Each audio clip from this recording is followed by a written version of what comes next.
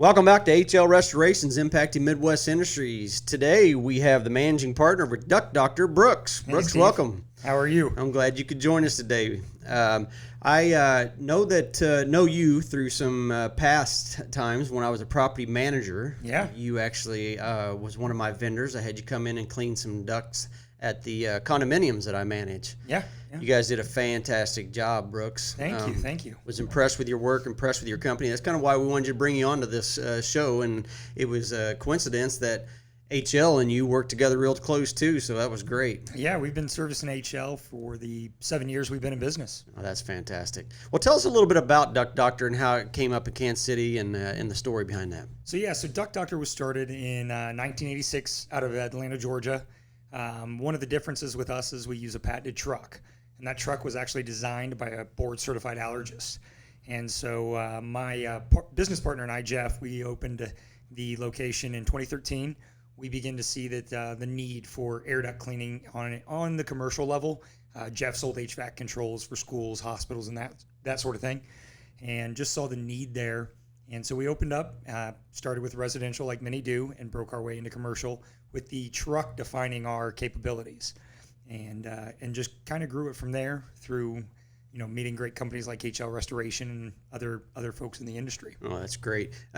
What sets Duct Doctor apart from all the competition out there? So I mentioned it once, the truck. Our truck is different. Our truck is actually, if you put us up on a residential system, our truck is pulling 8 times more negative pressure than what that furnace or HVAC unit blows out. So lots of suction to collect dust, debris, mold, soot after a fire, anything like that. Building materials, if it was reconstruction or remodeled. And then our NADCA training. NADCA is the National Air Duct Cleaners Association. Okay. And our guys go through that training process. I myself am a certified air systems cleaning specialist and a certified ventilation inspector. Say that 3 times. Yeah, right. So, and that's quite a bit of studying. I mean, the guys take about 3 months to study that material. You've got to know residential systems, the complexities of commercial systems, exhaust, dryer vents, everything within the air conveyance system. So yeah, that's one of the questions I was going to ask you, but you, I think you just answered it. But is it you do residential, commercial? Is there something that you don't do? We don't do mechanical repair, but other than that, anything that goes into anything involved with cleaning the air conveyance system, whether it's the exhaust ducts, the rooftop units, the air handling units, the cooling towers, the chillers, anything that can be cleaned in that air conveyance system, we'll attempt to clean it. Yeah. I've done a couple trash chutes even. So sometimes something outside of the air conveyance system. Right. Still a duct, just handles trash instead of air. How is Duct Doctor impacting Midwest Industries? Right now, it's obviously been an unusual time, the new normal, as we're all beginning to call it. And it was unique for us. We had to develop some protocols for our guys. PPE, obviously, the mask. We have some custom cloth logoed masks for the guys that our residential clients have really enjoyed. When our teams show up at your facility or your home, our guys are going to approach that facility in gloves, mask, shoe covers, keeping your building safe and our guys safe. Right. And then in terms of what we've been looking at, studies have begun to show that the coronavirus or COVID-19 can travel through the air via the dust particles. And so if you remove the dust, you can remove some of that threat or risk. And we begin, as companies are bringing back their people, we're doing a lot of site visits. Hey, what does it look like getting our air conveyance system cleaned? What can you clean? What can you sanitize? What can you disinfect? And there's some things we can clean and sanitize and disinfect. There's other things that we can't. We can just clean it and mitigate the risk that way with our normal cleaning process. Yeah. So is that when you're talking about combating the coronavirus? Is that what you're talking about? Yeah. Okay. Yep. Yeah. Well, why is it important that you have an HVAC system cleaned? And when do you know when that needs to take place? Yeah. No. Great question. So. Every 3 to 5 years is the NADCA recommendation for commercial and residential homes to be cleaned. Once you get into industrial and healthcare, it's about every year that it should be getting inspected and us looking at it. Right now, even amid Corona, you've still got, look at today, you still got a high humidity out there. we've still got moisture. We came a week or two ago. We had some torrential downpours there. And so we still are dealing with the same irritants in this duct system that we always have. And if you have a building that's set up and it's bringing in outdoor air, maybe having troubles maintaining humidity, you're still going to have some troubles in that air conveyance system where those irritants, those contaminants are still causing your people to have negative effects on their allergies, their breathing. You know, we still have buildings that have sick building syndrome regardless of coronavirus. And so even if you're not going to get it cleaned, it's a good idea to have your air conveyance system inspected. One of the big things we see, and we've been doing a lot of it recently, is cleaning the coils in your rooftop units and air handling units. Those things get plugged up, they get clogged, and they can actually waste 20 to 30% of the building's energy using it up. And that's just by cleaning the coils. Right. Now, with Duct Doctor, with the combating coronavirus, how you ensure the safety of the teams and the clients that you're doing the service for? Right. So for our guys, especially on the commercial and industrial settings, our guys were already comfortable with using HEPA-face respirators, things that are common to our industry, Steve. HEPA-face respirators, Tyvek suits, nitrile gloves, those are all things we're accustomed to.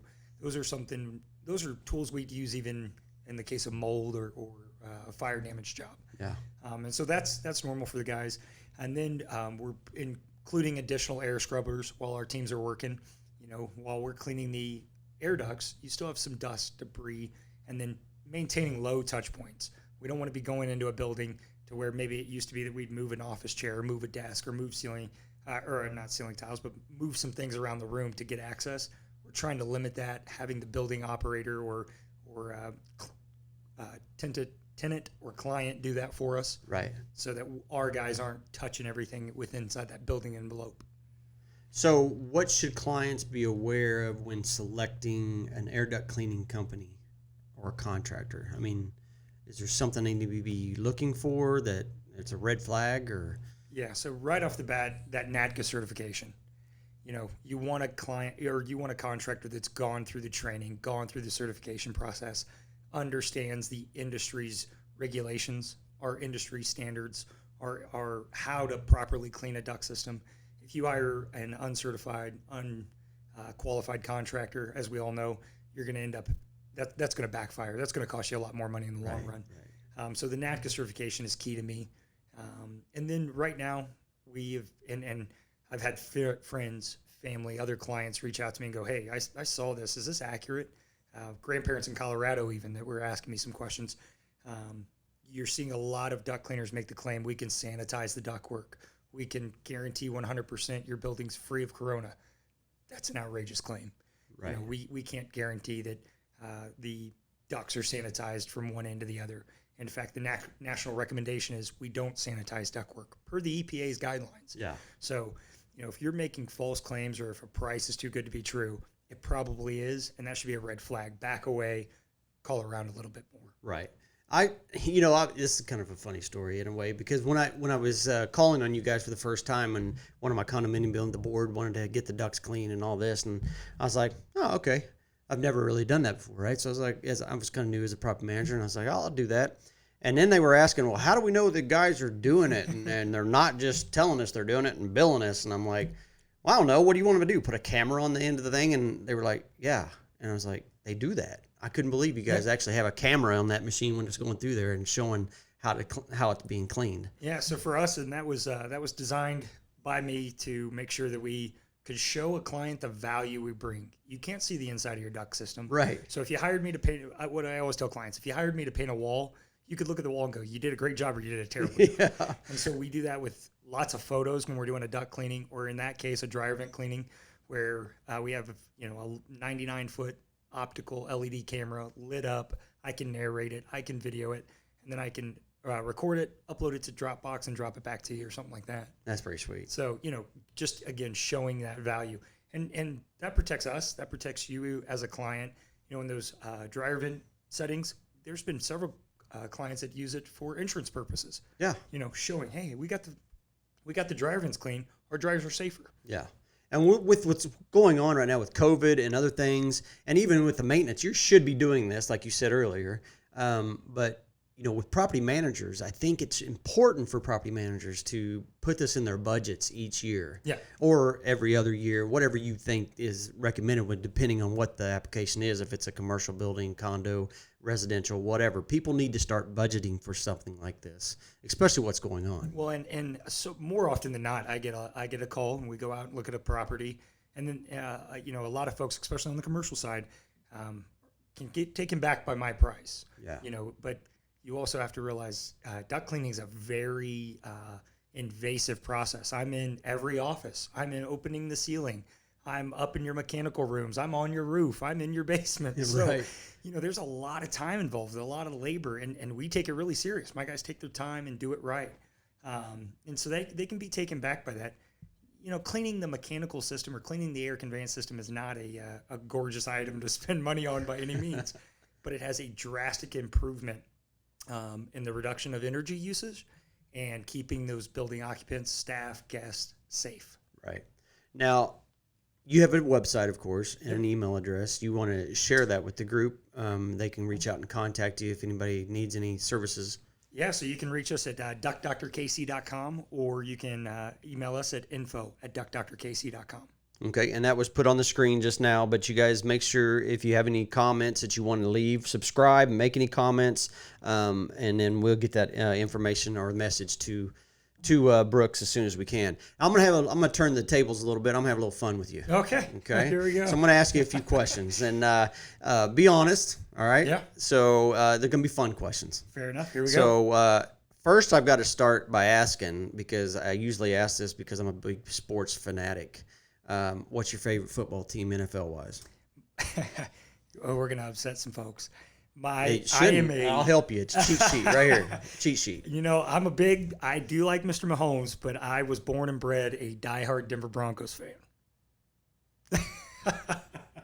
You see this face right now. Who booked this guy on this? Can anybody tell? Denver Broncos, really? Broncos, in Kansas City, you're going to admit that.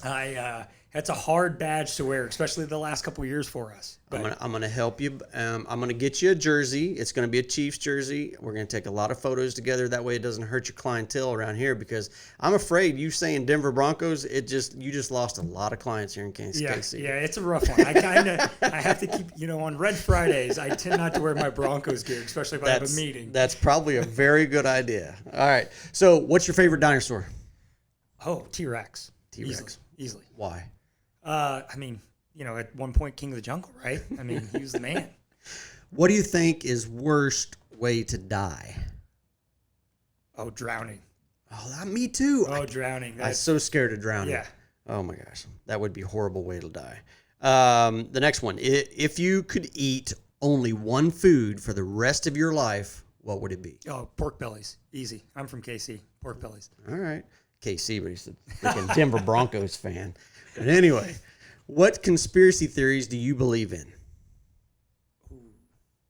Area 51's one of them. Yeah? That's a big one. Yeah. So you believe in aliens? I believe in the aliens. I believe in the Area 51 thing. I think there's a little extra life out there. I agree, 100%. Would you rather own a dragon or be a dragon? Be a dragon. Yeah. Why not? Exactly. I've always wanted to know what it felt like to blow fire, right? Yeah, that's... So, anyway, would you rather wear shoes every single second for the rest of your life or never be allowed to wear shoes ever again? Oh, so you may not know this, but you're talking to a runner. I run a lot. Oh, do you? Yeah. That's a hard one because now what my brain's trying to figure out is if I can run barefoot on like pavement. And I think I could. You see guys do these 50-milers endurance races barefooted. So, yeah, no shoes ever. All right. Last one. I know you got kids, right? Yep. Tell us. I have twin girls that are 11, Andy and Riley, and then a little guy named Braxton who's 8. All right. Make sure you say hi to him. Andy, Riley, Brax, how you doing? What's your favorite animal in the world so they know this? Maybe they already know it. No, they already know it. We're a dog house. Oh, yeah? And if I got real specific, no offense, Louie, our new French bulldog, is a golden or a yellow lab. I adore my yellow lab. He's my buddy. Oh, they're great dogs. Very seldomly do you see me without my yellow lab. Nice. So yeah. Well, Brooks, thanks for joining us, man. It's been a lot of fun. No problem. I greatly appreciate you guys having me. Yeah, and if you guys want to reach out to him, make sure you just I'll put the website and his email address there at the bottom again. Don't forget to subscribe, like, comment, let us know what we're doing right, what we're doing wrong. But until next time, we'll talk to you later.